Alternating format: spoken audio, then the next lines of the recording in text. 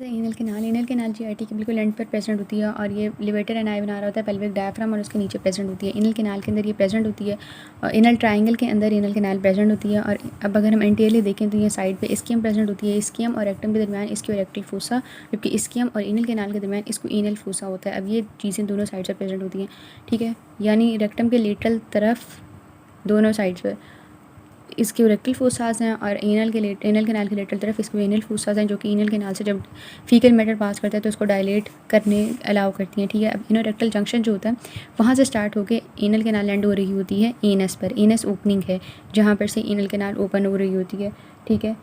और इसके अलावा इसकी डायरेक्शन देखें तो इसकी डायरेक्शन डाउनवर्ड एंड बैकवर्ड है।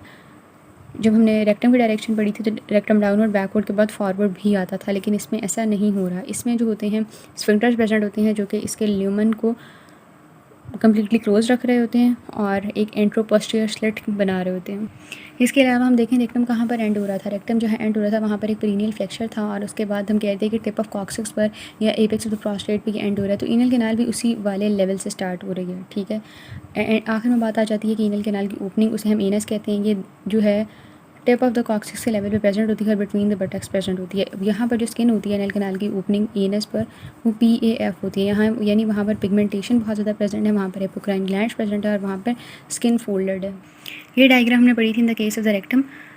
In the case of the anal canal इसकी रिलेशन स्टडी करने के लिए यही डायग्राम हम देखेंगे। रिलेशन जो होते हैं इसके एंटायर पर हम दोनों तरफ देखेंगे। एंटायरली कुछ रिलेशन चीज़ें ऐसी होती हैं जो दोनों फीमेल मेल के अंदर प्रेजेंट होती हैं और कुछ ऐसी होती हैं जो स्पेसिफिक टू द जेंडर होती हैं। अब ये एनल कैनाल आ जाती है ना, तो एनल कैनाल के एंटीरियरली आ गया ये पेरिनियल बॉडी।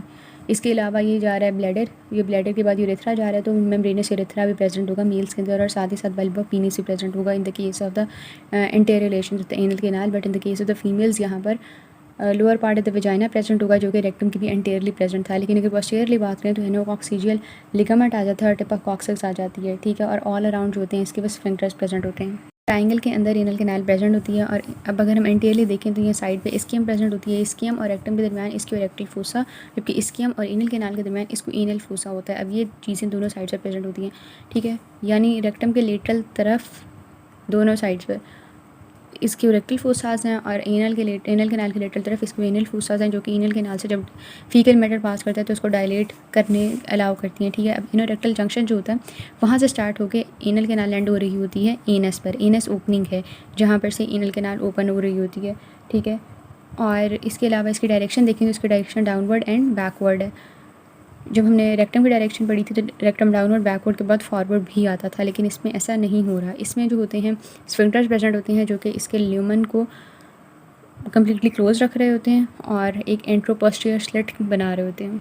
इसके अलावा हम देखें रेक्टम कहाँ पर एंड हो रहा था। रेक्टम जहाँ एंड हो रहा था वहाँ पर एक पेरिनियल फ्लेक्चर था और उसके बाद हम कहते हैं कि टिप ऑफ कॉक्सिक्स पर या एपेक्स ऑफ द प्रोस्टेट पर एंड हो रहा है। तो एनल कैनाल भी उसी वाले लेवल से स्टार्ट हो रही है, ठीक है। आखिर में बात आ जाती है कि एनल कैनाल की ओपनिंग, उसे हम एनस कहते हैं। ये जो है टिप ऑफ द कॉक्सिक्स के लेवल पे प्रेजेंट होती है और बिटवीन द बटक्स प्रेजेंट होती है। यहाँ पर जो स्किन होती है एनल कैनाल की ओपनिंग एनस पर वो PAF होती है यहाँ, यानी वहाँ पर पिगमेंटेशन बहुत ज़्यादा प्रेजेंट है, वहाँ पर एपोक्राइन ग्लैंड्स प्रेजेंट है और वहाँ पर स्किन फोल्डेड है। ये डायग्राम हमने पढ़ी थी in the case of the rectum. In the case of the anal canal इसकी रिलेशन स्टडी करने के लिए यही डायग्राम हम देखेंगे। रिलेशन जो होते हैं इसके एंटायर पर हम दोनों तरफ देखेंगे। एंटायरली कुछ रिलेशन चीज़ें ऐसी होती हैं जो दोनों फीमेल मेल के अंदर प्रेजेंट होती हैं और कुछ ऐसी होती हैं जो स्पेसिफिक टू द जेंडर होती हैं। अब ये एनल कैनाल आ जाती है ना, तो एनल कैनाल के एंटीरियरली आ गया ये पेरिनियल बॉडी। इसके अलावा ये जा रहा है ब्लैडर, ये ब्लैडर के बाद यूरेथ्रा जा रहा है, तो मेम्ब्रेनस यूरेथ्रा भी प्रेजेंट होगा मेल्स के अंदर और साथ ही साथ बल्ब ऑफ पीनिस भी प्रेजेंट होगा in the case of the anterior relation of the anal canal. But in the case of the females यहाँ पर lower part of the vagina present होगा जो कि रेक्टम की भी एंटीरियरली प्रेजेंट था। लेकिन अगर पोस्टीरियरली बात करें तो हेनोकॉक्सिजियल लिगामेंट आ जाता है और टिप ऑफ कॉक्सिक्स आ जाती है, ठीक है। और ऑल अराउंड जो होते हैं इसके बस स्फिंक्टर्स प्रेजेंट होते हैं। Discussing about it, anal canal जो होती है उसके अंदर डिफरेंट जोन्स होती हैं। सबसे पहले ये जो जोन्स होती हैं इसके अंदर अपर म्यूकस जोन, मिडल जोन या मिडल ट्रांजिशनल जोन जिसे कहते हैं, पेक्टिन जिसे कहते हैं, लोअर कटेनियस पार्ट आ जाता है। अपर जोन जो होती है वो ये वाली जोन होती है जो कि ये इस डेंटेट लाइन या पेक्टिनेट लाइन से ऊपर होती है। इसमें ये इस तरह करके वेल्व्स प्रेजेंट होते हैं। अभी जो वेल्व्स हैं इनके यहाँ जो डिप्रेशन बनता है वेल्व्स के वजह से वो उसे हम एनल साइनस कहते हैं। एनल वेल्व्स की वजह से जो डिप्रेशन बनता है उसे एनल साइनसिस कहते हैं। इस पेक्टिनेट लाइन पर साइड से लेटरल साइड से आगे एनल ग्लैंड्स ओपन हो रहे होते हैं, ठीक है। एनल वेल्व्स पर समटाइम्स एपिथेलियल प्रोजेक्शंस प्रेजेंट होती हैं जिन्हें हम एनल पेपिलाई कहते हैं, ठीक है। अब ये जो एनल वैल्व्स हैं, इधर से ऊपर कुछ लाइंस होती हैं या कुछ कॉलम्स हम कह रहे होते हैं बन रहे हैं, जिन्हें हम एनल कॉलम्स ऑफ मॉर्गैगनी कहते हैं। ये 6 to 8 प्रेजेंट होते हैं, ठीक है। ये हो गया अपर पार्ट। डेंटेट लाइन जो होती है वो almost mid of the internal anal sphincter के लेवल पे प्रेजेंट होती है। उसके बाद अच्छा ये जो होती है, ये वाली जोन सारी जो ये थोड़ी रेडिश होती है क्योंकि यहाँ पर आर्टरीज बहुत ज़्यादा प्लेक्सस उनका पाया जाता है, ठीक है, या एनास्टोमोसिस हम कह सकते हैं। उसके बाद ये वाली जो लाइन आ जाती है, ये वाली जो पार्ट आ जाता है, जोन आ जाती है पेक्टिन जोन, ये ब्लूइश होती है क्योंकि यहाँ पर वीनस, यहाँ पर कोई कॉलम्स वगैरह प्रेजेंट नहीं होते, यहाँ पर ब्लूइश होती है क्योंकि यहाँ पर वेनस प्लेक्सस प्रेजेंट होता है, ठीक है। और ये पेक्टिन जोन आ जाती है। फिर उसके बाद यहाँ पर एक मस्कुलोक्यूटेनियस जंक्शन आता है, या जिसे हम कहते हैं यहाँ पर एक white line of Hilton present होती है। वाइट लाइन ऑफ हिल्टन के बाद फर्दर स्किन वाला पोर्शन या क्यूटेनियस पोर्शन शुरू हो जाता है जिसके अंदर hair, pigmentation, skin, sebaceous glands, sweat glands सब प्रेजेंट होंगे। तो इस तरह 3 जोन्स आ जाती हैं। जो पेक्टिन लाइन होती है वो इंपॉर्टेंट होती है इन द केस कि उसके ऊपर और नीचे कुछ चीज़ें डिफर कर रही होती हैं। उसकी ऊपर वाली जो होती है आर्टीरियल सप्लाई वो जा रही होती है, वो आ रही होती है from the inferior mesenteric artery, लेकिन जो नीचे वाली पार्ट होता है इधर की आ रही होती है from the internal iliac artery.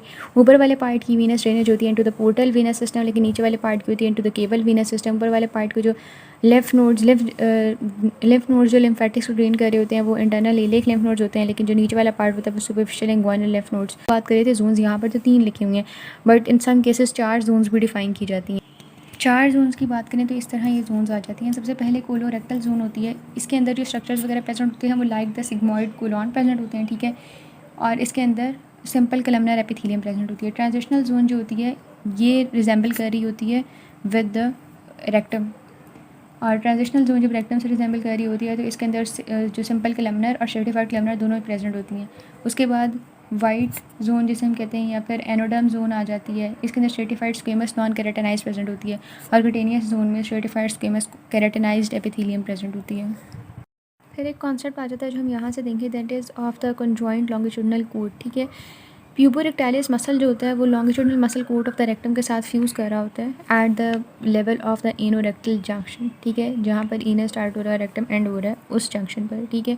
ये जो मसल कोट, ये फ्यूजन ऑफ द ये 2 मसल से बन रही होती है एक मसल कोट, ये बेसिकली इंटरनल और एक्सटर्नल स्फिंक्टर्स के दरमियान प्रेजेंट होती है कि ये एक्सटर्नल स्फिंक्टर है, अंदर इंटरनल स्फिंक्टर है, दोनों के दरमियान ये मसल कोट प्रेजेंट होती है। ये मसल कोट जब आती है at the level of the white line तो ये फिब्रो इलास्टिक सेप्टा की फॉर्म बना लेती है। अब ये जो फिब्रो इलास्टिक सेप्टा होते हैं इनमें से जो lateral most fibro elastic septa होगा वो पेरिनियल फेशिया बना लेता है, और जो medial most fibro elastic septa होगा वो एनल इंटरमस्कुलर सेप्टम बना लेता है। और ये जिस तरह से एनल स्किन पर अटैच हो रहे होते हैं, फ़ैन शेप्ड इनकी अटैचमेंट जो होती है स्किन अराउंड द एनस पर ये अटैच हो रहे होते हैं, तो फिर इसे हम कह रहे होते हैं कॉरुगेटेड क्यूटिस एनाई।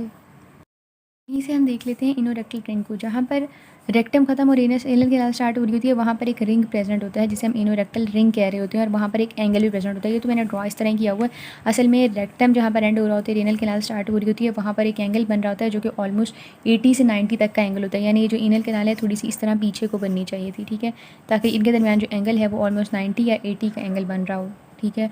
और डेफिकेशन के वक्त ये एंगल 120 तक चला जाता है। अब ये जो इनोरेक्टल रिंग की हम बात कर रहे थे, जो रिंग बनता है ये रेक्टम और एनस के दरमियान होता है, और ये 3 चीज़ें बना रही होती हैं।